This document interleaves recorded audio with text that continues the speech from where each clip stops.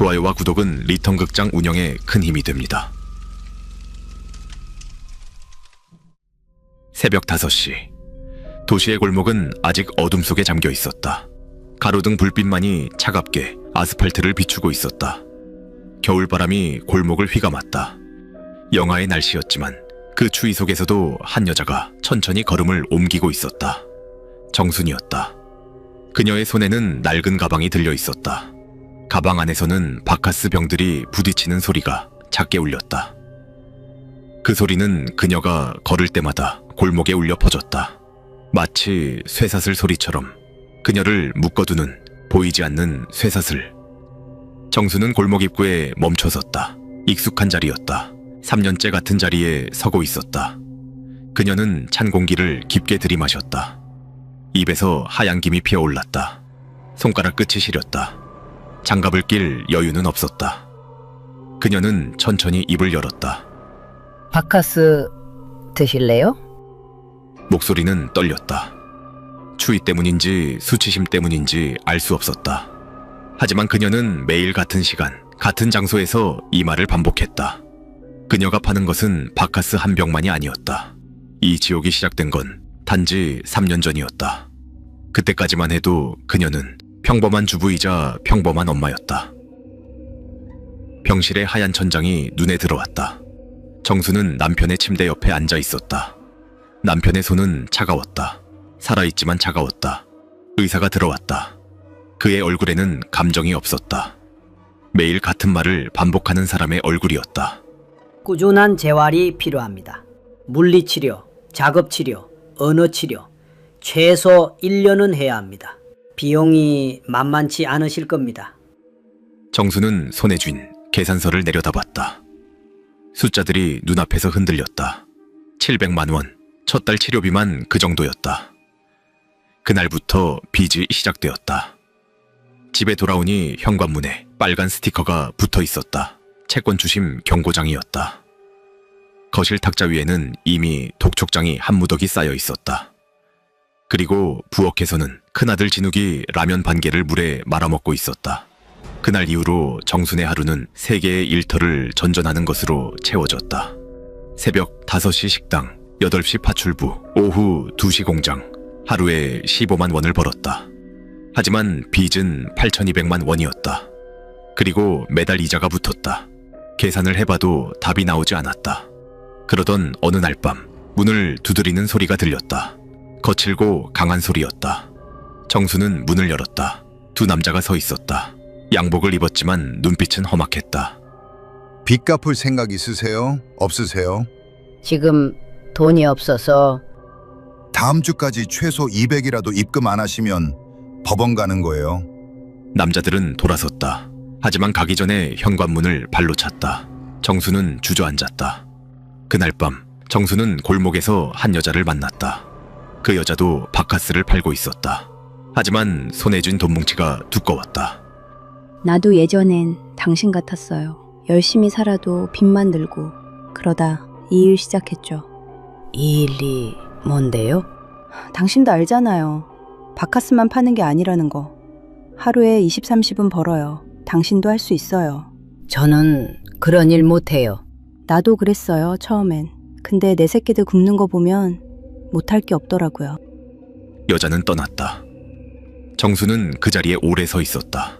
처음에는 고개를 저었다. 하지만 다음 날 집주인이 문을 두드렸다. 월세가 3달이나 밀렸다. 그날 밤 진욱이 배를 움켜쥐고 라면 국물만 마시는 모습을 보며 정수는 결심했다. 그날 밤 그녀는 처음으로 바카스와 함께 자신을 팔았다. 골목에 나가 1시간을 기다렸다. 한 남자가 다가왔다. 10만 원을 건넸다. 정수는 떨리는 손으로 그 돈을 받았다. 그리고 남자를 따라갔다. 모텔 화장실 거울 앞에서 한참을 울었다. 구역질이 났다. 하지만 손에 쥔 돈은 뜨거웠다. 그 돈으로 밀린 월세를 냈고 아이들에게 고기를 사줬다. 그렇게 시작된 일이 이제는 일상이 되어버렸다. 매일 새벽 골목에 나갔고 해가 뜨기 전에 돌아왔다. 시간이 흘러 여름이 되었다. 장마가 끝나고 무더위가 시작되던 때였다.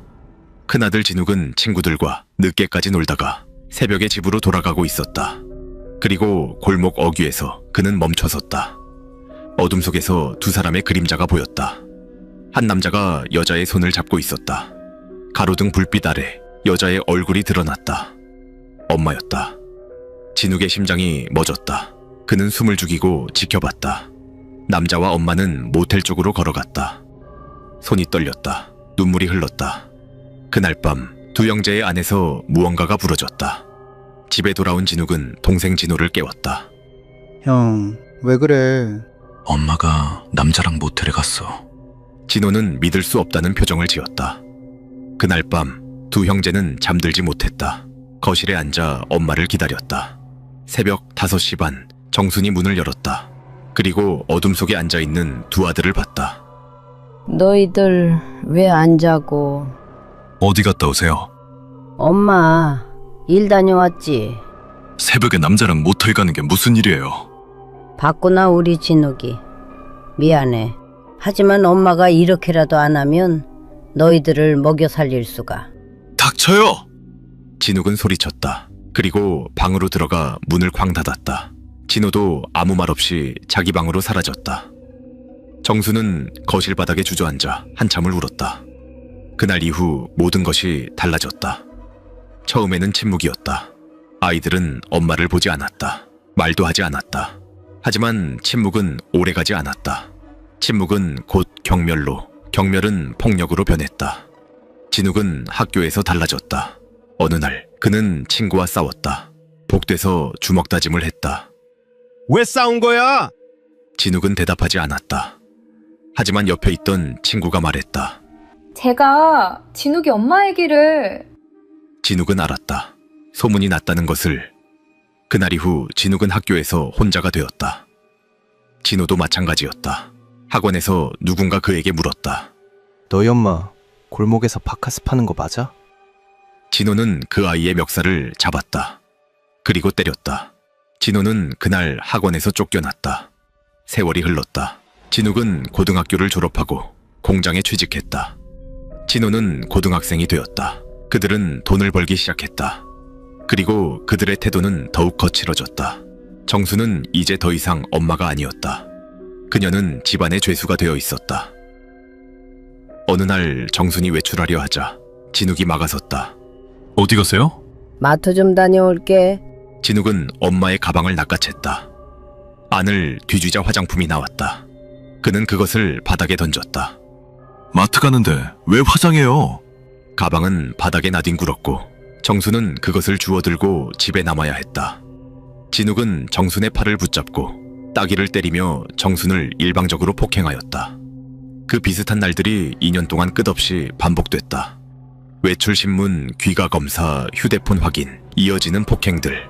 집은 집이 아니라 감옥이었다. 그리고 정순은 점점 무너져갔다. 그러던 어느 날 이상한 일이 벌어졌다. 정순이 밤늦게 들어왔을 때 진욱과 진호가 평소처럼 현관에서 기다리고 있었다. 하지만 그날은 달랐다. 진욱의 손에 무언가가 들려 있었다. 정순의 일기장이었다. 방설 앞 깊숙이 숨겨둔 것이었다. 이게 뭐예요? 그건 왜? 매일 얼마 벌었는지 다 써놨네요. 그리고 이건 뭐예요? 오늘은 2명, 15만 원. 진욱이 신발 사줘야지. 진짜 역겹네요. 우리 이름까지 써가면서. 덕분에 신발 신고 다녔어요. 엄마, 고마워요. 진욱은 일기장을 불에 태웠다. 부엌 가스레인지에 불을 켜고 일기장을 올렸다. 종이가 타들어갔다. 정수는 비명을 질렀다. 안 돼! 하지만 이미 늦었다. 일기장은 재가 되어 사라졌다. 정수는 바닥에 주저앉았다. 그 일기장에는 지난 2년간의 모든 것이 담겨 있었다. 아들들에 대한 사랑도 죄책감도 하루하루 버티는 힘도. 그날 밤 정수는 방에서 나오지 않았다. 그녀는 베개를 품에 안고 한참을 울었다. 그리고 문득 이상한 생각이 들었다. 내가 죽으면 이 고통이 끝날까? 그 생각이 머릿속에서 떠나지 않았다. 정수는 약장을 열었다. 남편의 약들이 가득했다. 수면제도 있었다. 그녀는 약통을 꺼내 손에 쥐었다. 하얀 알약들이 손 안에서 흔들렸다. 하지만 그때 진호의 방에서 소리가 들렸다. 진호가 잠꼬대를 하고 있었다. 엄마, 엄마, 미안해. 정수는 약통을 내려놓았다. 그리고 진호의 방문을 살짝 열었다. 진호는 자고 있었다. 하지만 얼굴에는 눈물 자국이 있었다. 정수는 그 모습을 보며 깨달았다. 아직은 아니라고. 아직은 버텨야 한다고. 세월이 더 흘렀다. 진욱은 20대 중반이 되었고 진호는 20대 초반이 되었다. 정수는 50대 중반에 접어들었다. 하지만 그녀는 여전히 새벽 5시에 골목으로 나갔다. 하지만 그녀에게도 단 하나의 위안이 있었다. 박노인이었다. 박노인은 70대 초반의 남자였다. 그는 매일 새벽 골목에 나와 정순에게서 바카스를 샀다. 그는 말이 없었다. 그저 조용히 돈을 건네고 바카스만 받아갔다. 다른 남자들처럼 불순한 의도로 정순에게 접근하지 않는 유일한 남자였다. 어느 날 정순이 멍든 팔을 감추지 못하고 있을 때였다. 박노인은 그것을 봤다. 누가 그랬습니까? 아무것도 아니에요. 제가 혼자 넘어져서. 더는 묻진 않을게요, 정순 씨. 그래도 힘내세요. 감사합니다. 그날 이후로 박노인은 핸드폰을 꺼내는 습관이 생겼다. 박노인은 매일 정순을 지켜봤다. 그는 정순이 위험에 처해 있다는 것을 알았다. 그리고 고민했다. 밤마다 잠을 이루지 못했다. 박노인은 아파트 창가에 서서 밤하늘을 바라봤다. 그의 머릿속에는 아내의 얼굴이 떠올랐다. 50년 전 똑같이 고통받던 아내의 모습. 그때 자신이 더 일찍 알아챘다면, 더 빨리 도와줬다면. 박노인은 결심했다. 그녀를 지켜보기로. 박노인은 매일 새벽 조금 더 일찍 나와 골목 어귀에 숨었다. 담벼락 뒤, 가로등 뒤, 전봇대 뒤. 그는 정순이 나타나면 그림자처럼 따라다녔다. 어느 날 밤 박노인은 위험한 순간을 맞았다. 진욱이 사람이 없는 골목길에서 정순에게 손찌검을 하고 있는 것을 목격하였다.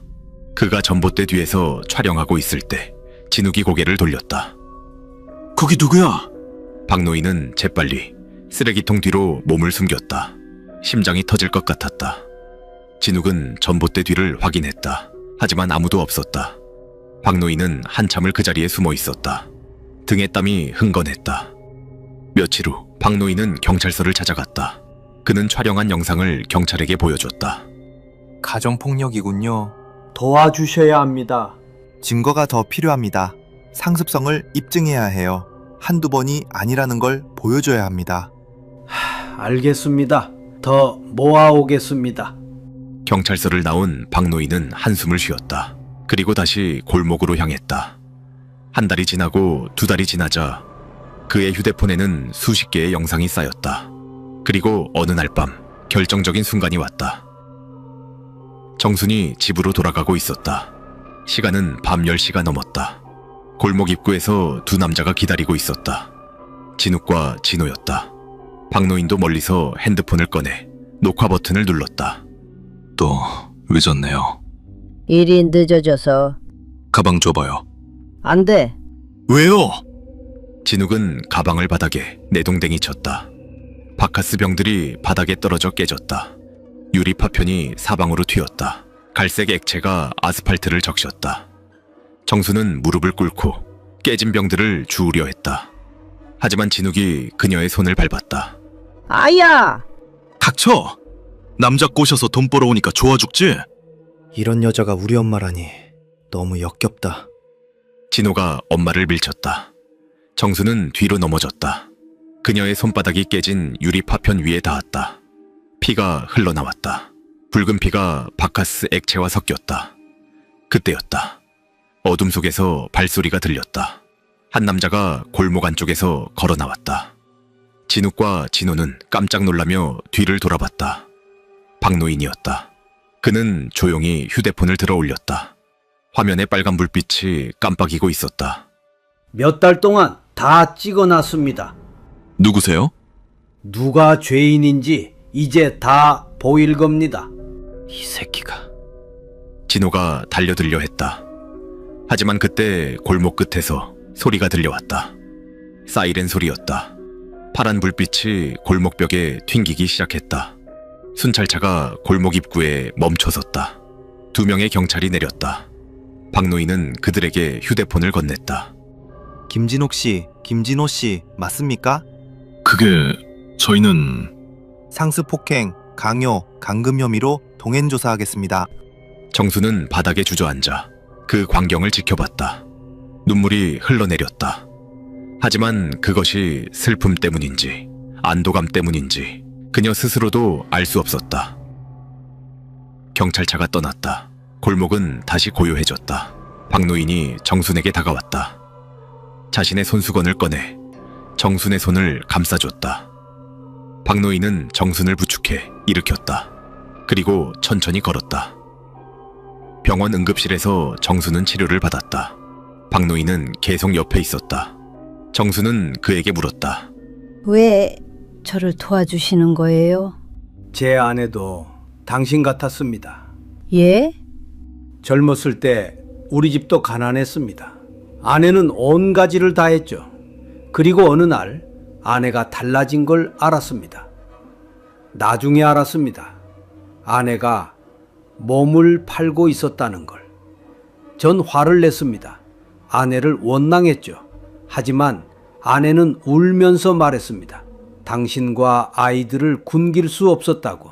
그때 전 깨달았습니다. 제가 무능해서 아내를 그 지경으로 만든 거라는 걸. 그래서 전 열심히 일했습니다. 그리고 아내를 그 일에서 벗어나게 했죠. 그 후에는? 우린 행복했습니다. 하지만 아내는 10년 전에 세상을 떠났습니다. 마지막 순간에 아내가 제 손을 잡고 말했습니다. 고맙다고. 자신을 구해줘서 고맙다고. 전 당신을 보며 아내를 떠올렸습니다. 그래서 도와주고 싶었습니다. 당신도 행복할 자격이 있으니까요. 정수는 울음을 터뜨렸다. 그녀는 한참을 울었다. 박노인은 조용히 그녀의 등을 토닥였다. 병원을 나온 두 사람은 정순의 집으로 향했다. 집에 도착한 정수는 망설였다. 아들들이 없는 집. 그것이 낯설었다. 정수는 문을 열었다. 집안은 텅 비어 있었다. 그녀는 거실 불을 켰다. 평생 켜지지 않던 낡은 전등이 켜졌다. 노란 불빛이 거실을 비췄다. 정수는 그 자리에서 조용히 무너져 울었다. 처음으로 그녀는 자유를 느꼈다. 다음 날 아침 정수는 늦잠을 잤다. 평생 처음으로 새벽 5시에 일어나지 않았다. 햇살이 방 안으로 들어왔다. 며칠 후 경찰서에서 연락이 왔다. 재판이 열릴 예정이었다. 재판 당일 정수는 법정에 섰다. 피고인석에는 두 아들이 앉아 있었다. 정수는 그들을 봤다. 검사가 정순에게 물었다. 피해자께서는 피고인들로부터 어떤 피해를 입으셨습니까? 저는 매일 감시받았습니다. 외출할 때마다 신문 받았고 때로는 맞기도 했습니다.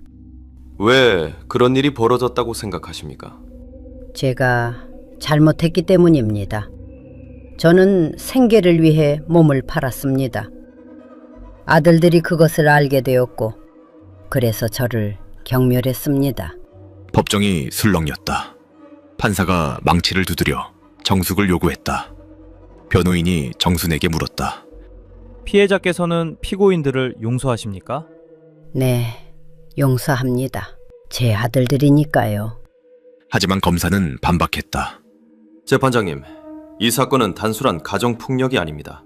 피고인들은 수년간 피해자를 상습적으로 폭행하고 감금했습니다. 법은 엄정하게 집행되어야 합니다. 판사는 심각한 표정으로 서류를 검토했다. 그리고 판결을 선고했다. 피고인 김진욱, 김진호에게 각각 징역 2년, 집행유예 3년을 선고한다. 단 사회봉사 200시간과 심리치료 프로그램 이수를 명한다. 진욱과 진호는 풀려났다. 하지만 그들은 엄마를 보지 않았다. 그들은 그대로 법정을 나갔다. 정수는 그들의 뒷모습을 지켜봤다. 재판이 끝난 후 정수는 한동안 집에만 있었다. 그녀는 무엇을 해야 할지 몰랐다. 쉬는 법을 몰랐다. 정수는 점점 무기력해졌다. 밥도 제대로 먹지 않았다. 잠도 제대로 자지 못했다. 그때 박노인이 다시 나타났다. 그는 정순의 집 초인종을 눌렀다. 박노인은 그녀를 보고 놀랐다. 정수는 더 야위어 있었다. 이러시면 안 됩니다. 같이 나가시죠. 박노인은 정순을 복지관으로 데려갔다. 그곳에서 상담사가 정순을 만났다. 정순 씨, 요양보호사 과정이 있어요. 관심 있으세요? 정수는 고개를 끄덕였다. 정수는 직업훈련 프로그램에 등록했다. 낮에는 교실에서 수업을 듣고 밤에는 복습을 했다. 처음에는 어려웠다. 하지만 정수는 포기하지 않았다. 그녀는 열심히 공부했다. 석 달 후 정수는 요양보호사 자격증을 땄다. 정수는 요양원에서 일하게 되었다. 첫 출근 날 정수는 긴장했다. 그녀는 요양원 문 앞에서 한참을 서 있었다. 그리고 문을 열고 들어갔다. 요양원에서의 일은 힘들었다. 하지만 정수는 행복했다. 그러던 어느 날 실수가 일어났다. 정순이 할머니께 식사를 드리다가 그릇을 떨어뜨렸다. 쨍그랑 그릇이 깨졌다. 국물이 바닥에 쏟아졌다. 정수는 황급히 바닥을 닦았다. 손이 떨렸다. 동료들이 달려와 정순을 진정시켰다. 하지만 정수는 진정되지 않았다. 그녀는 화장실로 들어갔다. 그리고 거울 앞에 섰다. 거울 속 자신을 봤다. 눈물이 흘렀다. 나 같은 사람이 이 일을 해도 될까? 그녀는 과거의 자신이 떠올랐다. 골목에서 바카스를 팔던 자신, 남자들을 따라가던 자신, 그런 사람이 어떻게 깨끗한 일을 할 수 있을까? 정수는 화장실에서 한참을 있었다. 그때 누군가 문을 두드렸다. 정순 씨, 무슨 일 있으세요? 그릇 하나 깬 거로 이렇게 힘들어 하시면 어떡해요? 저는 정수는 말을 잇지 못했다. 동료는 그녀의 어깨를 토닥였다. 정순 씨, 저희는 다 알아요. 예? 정순 씨가 힘든 삶을 살아왔다는 거요. 정확히는 몰라도 뭔가 많이 힘드셨던 것 같아요. 그래도 여기까지 오셨잖아요. 그게 대단한 거예요. 과거가 뭐든 지금 정순 씨는 훌륭한 요양보호사예요. 어르신들이 정순 씨 좋아하시잖아요. 고마워요. 정말 고마워요. 그날 이후 정수는 조금씩 자신을 받아들이기 시작했다. 과거는 과거일 뿐이라고, 지금의 자신이 중요하다고. 한 달이 지나고 정수는 첫 월급을 받았다. 120만 원이었다. 많은 돈은 아니었다. 하지만 정순에게는 세상에서 가장 값진 돈이었다. 그녀는 그 돈을 들고 집으로 돌아왔다. 그리고 식탁 위에 펼쳐놓고 한참을 바라봤다. 눈물이 났다. 하지만 이번에는 기쁨의 눈물이었다. 1년이 지났다. 정수는 여전히 요양원에서 일했다. 그녀는 이제 동료들과도 친해졌다. 정수는 조금씩 자신의 삶을 정리해 나갔다. 집에 새로운 커튼을 달았다. 화분도 샀다. 그녀는 새로운 취미도 생겼다. 퇴근 후 공원을 걷기 시작했다. 2년 후 정수는 놀라운 소식을 들었다. 진욱이 결혼을 한다는 것이었다. 그리고 정순을 결혼식에 초대하고 싶다는 것이었다. 정수는 망설였다. 하지만 결국 예식장에 갔다. 그녀는 구석자리에 조용히 앉았다. 식이 끝난 후 피로연이 열렸다. 정수는 조용히 밥을 먹고 있었다. 그때 누군가 다가왔다.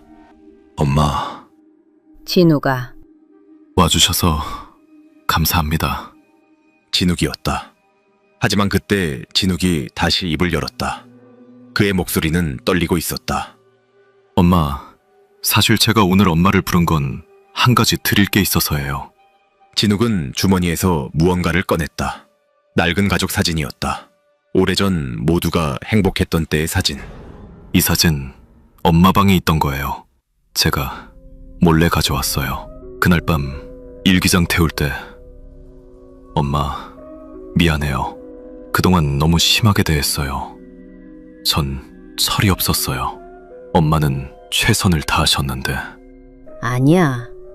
엄마가 잘못한 거야. 아니에요. 전 이제 알아요. 제가 결혼을 준비하면서 생각했어요. 제가 만약 엄마 입장이었다면, 아이들을 굶길 수 없는 상황이었다면 저도 같은 선택을 했을 것 같아요. 정수는 울음을 터뜨렸다. 그녀는 한참을 울었다. 진욱도 울었다. 두 사람은 처음으로 서로를 이해했다. 앞으로는 자주 뵐게요. 그리고 엄마, 이 사진 다시 드릴게요. 엄마 방에 걸어주세요. 진욱은 엄마를 안았다. 정순도 아들을 꼭 껴안았다. 오랜만에 포옹이었다. 따뜻했다. 3년 후 진욱은 아이를 낳았다. 정수는 할머니가 되었다. 병원에서 처음으로 손주를 안았을 때 정수는 울었다. 그 작은 손이 평생 처음으로 그녀를 아무 조건 없이 붙잡아 주었다. 그리고 1년 후 정수는 또 다른 소식을 들었다. 진우에게서 문자가 왔다. 진호가 주말에 밥을 같이 먹자는 문자였다. 정수는 그 문자를 보며 울었다. 그동안 연락이 거의 없던 진호였다. 주말, 정수는 약속 장소로 갔다. 진호가 먼저 와 있었다. 정수는 조심스럽게 다가갔다. 진호야. 엄마, 앉으세요. 진호는 여전히 어색했다. 하지만 예전처럼 차갑지는 않았다. 침묵이 흘렀고 진호가 먼저 입을 열었다. 엄마, 저 요즘 상담받고 있어요. 심리상담. 그래? 재판 때 받으라고 해서 시작했는데 도움이 되는 것 같아요. 상담 선생님이 그러더라고요. 제가 엄마한테 화가 난 게 사실은 엄마한테가 아니라 세상한테 화가 난 거래요. 우리를 그렇게 만든 세상한테. 정수는 진호를 봤다. 진호의 눈에는 눈물이 고여 있었다. 엄마, 저도 이제 알아요. 엄마가 얼마나 힘들었는지. 전 형만큼 빨리 깨닫지 못했어요. 아직도 완전히 괜찮지는 않아요. 근데 노력하고 있어요. 엄마를 다시 엄마로 볼 수 있도록. 진호야, 엄마가 미안해. 정말 미안해. 이제 그만 미안해하세요. 엄마도 피해자였잖아요. 두 사람은 그날 오랜 시간 함께 밥을 먹었다. 많은 말을 하지 않았다. 하지만 그 침묵은 예전과 달랐다. 따뜻한 침묵이었다. 그 후로 진호는 한 달에 한 번씩 정순과 밥을 먹었다. 처음에는 어색했다. 하지만 시간이 지날수록 둘은 조금씩 가까워졌다. 어느 날 새벽, 정수는 오랜만에 그 골목을 걸었다. 추억을 되새기기 위해서였다. 골목은 예전과 달랐다. 재개발이 진행되어 많은 건물이 사라졌다. 정수는 예전에 바카스를 팔던 그 자리에 섰다. 그곳에서 그녀는 과거를 떠올렸다.